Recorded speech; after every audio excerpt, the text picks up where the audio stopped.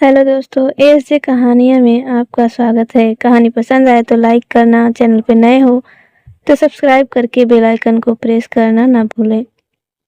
फूलदानों के जोड़े का राज।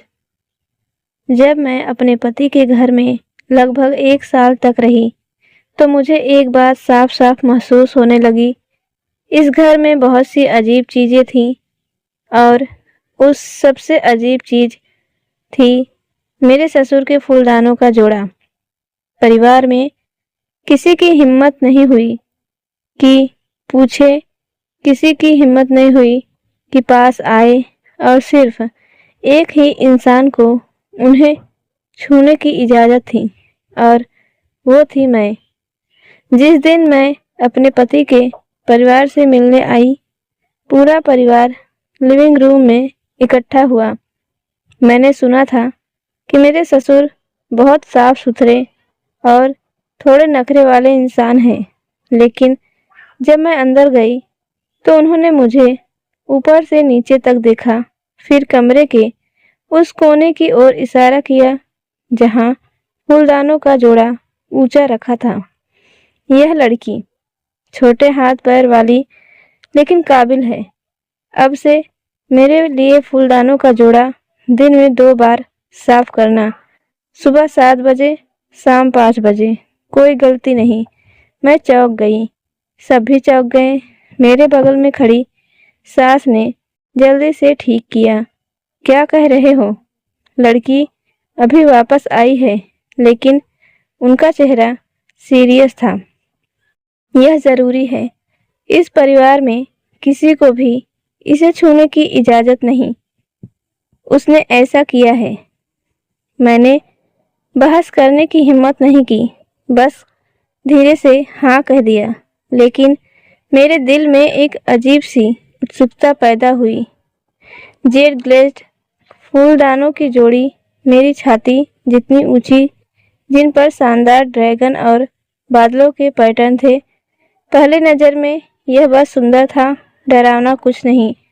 लेकिन जिस तरह से मेरे ससुर ने इसे देखा, जैसे अंदर कुछ ऐसा था जिसके बारे में किसी को पता नहीं था।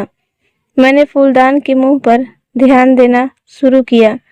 उन्होंने इसे एक गोल लकड़ी के ढक्कन से कसकर ढक दिया था और ढक्कन पर ट्रांसपेरेंट गोंद की एक परत चढ़ी हुई थी। ढीला नहीं, बल्कि बंद था, ताकि कोई इसे खोल न सके। मुझे लगा कि शायद वह पैसे या कुछ डॉक्यूमेंट छिपा रहे हैं, लेकिन वह मुझे दिन में 2 बार इसे साफ करने के लिए क्यों मजबूर करते थे।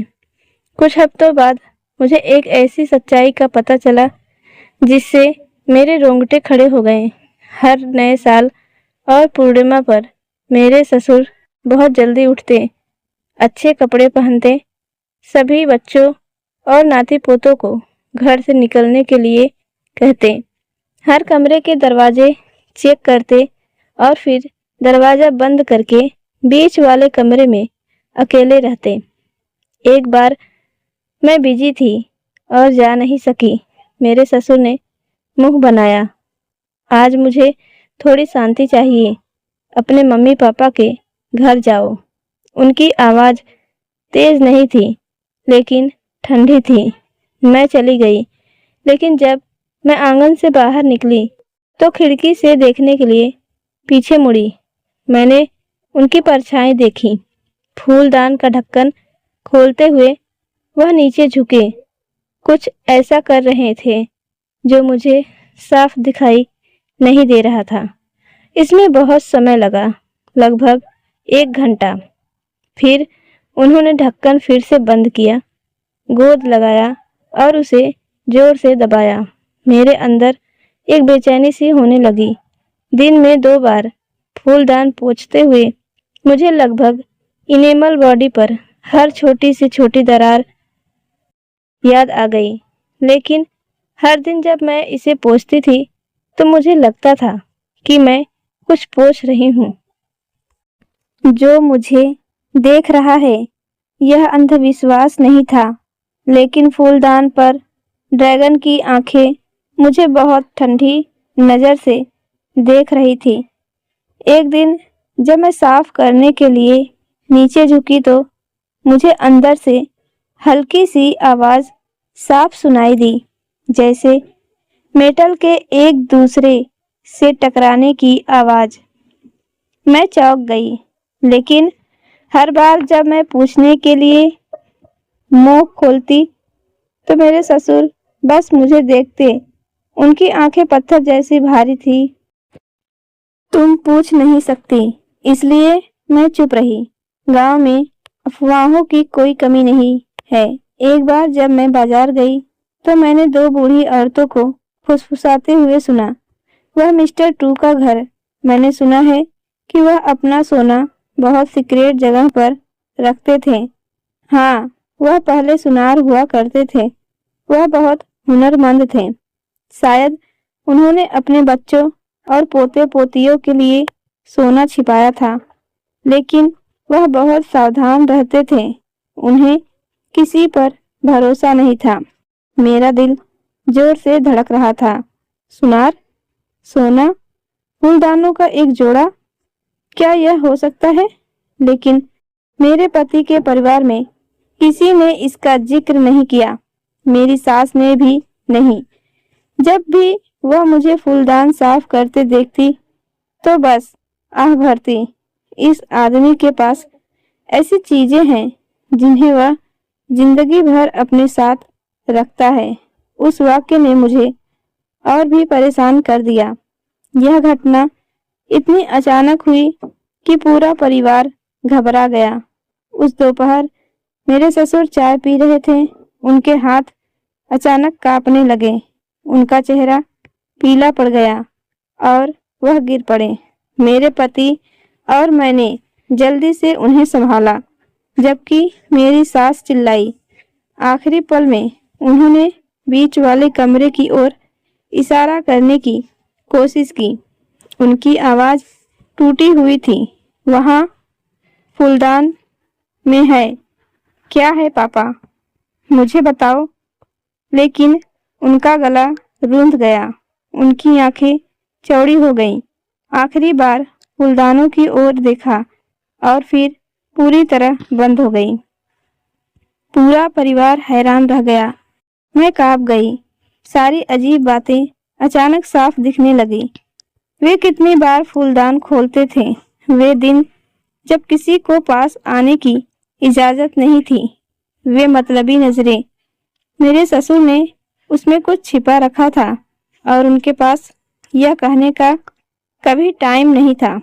3 दिन बाद अगरबत्ती का धुआं कम हो गया और भाई इकट्ठा हो गए। सबसे बड़े भाई ने कहा, पापा चले गए हैं, जरूर कुछ पीछे छोड़ गए होंगे। भाइयों ने सोचा हमें फूलदान खोलकर देखना चाहिए। सास को चिंता हुई, अगर कुछ नहीं है तो यह बेइज्जती होगी। लेकिन सबसे बड़े भाई ने अभी भी ठान लिया था। पापा के पास एक आइडिया है, लेकिन वे कह नहीं सकते। इसे न खोलना उनकी गलती होगी। मैं पीछे खड़ी थी। मेरा दिल जोर जोर से धड़क रहा था। महीनों से मैं ही फूलदान साफ कर रही थी, लेकिन मैंने कभी ढक्कन नहीं छुआ था। अब इसे खोलने के बारे में सोचकर मैं डरी हुई भी थी और एक्साइटेड भी। पूरा परिवार बीच वाले कमरे में आ गया। फूलदानों का जोड़ा वहीं चुपचाप खड़ा था, जैसे समय के दो मूक गवाह हों। बड़े भाई ने एक छोटा चाकू पकड़ा और फूलदान के मुंह के चारों ओर गोंद की हर परत को काटा। लकड़ी का ढक्कन क्लैक की आवाज के साथ खुल गया। कमरे में हवा जोर से कांप उठी। बड़े भाई ने टार्च जलाई। सास ने मेरा हाथ पकड़ा। कांप रही थी, जैसे बेहोश होने वाली हो। क्या कुछ है? बड़े भाई ने नीचे झुके और अपना हाथ अंदर डाल दिया। काफी देर बाद उन्होंने पुराने पैराशूट कार्ड से बंधा एक लाल कपड़े का बैग निकाला। बैग छोटा लेकिन भारी था, बहुत भारी। मैंने अपनी सांस रोक ली। उन्होंने बैग खोला, एक सोने की सिल्ली, सोने की अंगूठियां, हर तरह की, इतनी पुरानी कि किनारे काले पड़ गए थे। सांस फूट फूट कर रोने लगी। हे भगवान, दादाजी, यह है? लेकिन बस इतना ही नहीं था। बड़े भाई ने फिर से टॉर्च जलाई और अपना हाथ और अंदर डाला। कागज का एक टुकड़ा ध्यान से मोड़ा हुआ, उसने उसे खोला। लिखावट कमजोर और पुरानी थी। यह सोना मैंने अपनी पूरी जिंदगी जमा किया है। इसका एक हिस्सा मेरे पुरखों ने छोड़ा था और मैंने दूसरा हिस्सा बनाया। बस अगर परिवार के साथ कुछ बड़ा हो जाए, इसे तब तक मत बेचना जब तक कि यह आखिरी रास्ता न हो। बस कुछ लाइनें, लेकिन यह भारी थी। पूरे घर में सन्नाटा छा गया। इससे पहले कि सब संभल पाते, बड़े भाई ने कहा, एक और है। जब मैंने दूसरा फूलदान खोला तो मेरे रोंगटे खड़े हो गए। अंदर से बड़े भाई ने एक नहीं बल्कि 2 कसकर लपेटे कपड़े के थैले निकाले। पहले थैले के अंदर एक और सोने का बार, दूसरे थैले के अंदर यह घर और जमीन के कागजात हैं। सांस लगभग गिर पड़ी। तुमने तुमने लाल किताब बड़े बेटे को ट्रांसफर कर दी। तुमने मुझे क्यों नहीं बताया? लेकिन फिर बड़े भाई ने कागज पलटा। उसमें एक छोटी सी लाइन लिखी थी, जमीन और घर बड़े बेटे को संभालने के लिए छोड़ दिया जाएगा, लेकिन सोना बच्चों में बराबर बांटना होगा। वह और उसकी पत्नी घर संभालेंगे, दूसरा बेटा और उसकी पत्नी खेत संभालेंगे और सबसे छोटा बेटा पूजा का ध्यान रखेगा। दूसरा भाई वही जड़वत खड़ा रहा। मेरे पति सबसे छोटे बेटे ने मुझे ऐसी आंखों से देखा जो घुटी हुई भी थी और भावुक भी। मैं बस हैरान रह गई। पता चला कि वह सालों से एक अजीब रस्म कर रहा था। हर महीने के पहले और 15वें दिन चुपके से फूलदान खोलता था, बस यह देखने के लिए कि सोना गीला तो नहीं है, यह पक्का करने के लिए कि कोई उसे देखकर ले न जाए। वह इसलिए ध्यान से काम नहीं कर रहा था क्योंकि वह गुस्से में था। उसने आह भरी और इसलिए नहीं चिल्लाया क्योंकि वह परेशान था। वह यह पूरे परिवार के लिए करता था। अचानक मेरा गला भर आया। वह जो पकड़े हुए था वह सोना नहीं था, बल्कि अपने बच्चों और नाती पोतों के लिए प्यार था।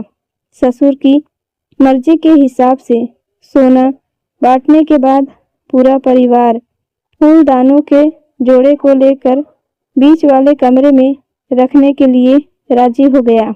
लेकिन इस बार फूलदान का मुंह बंद नहीं था। मेरी सास ने कहा, उन्होंने इसे जिंदगी भर रखा।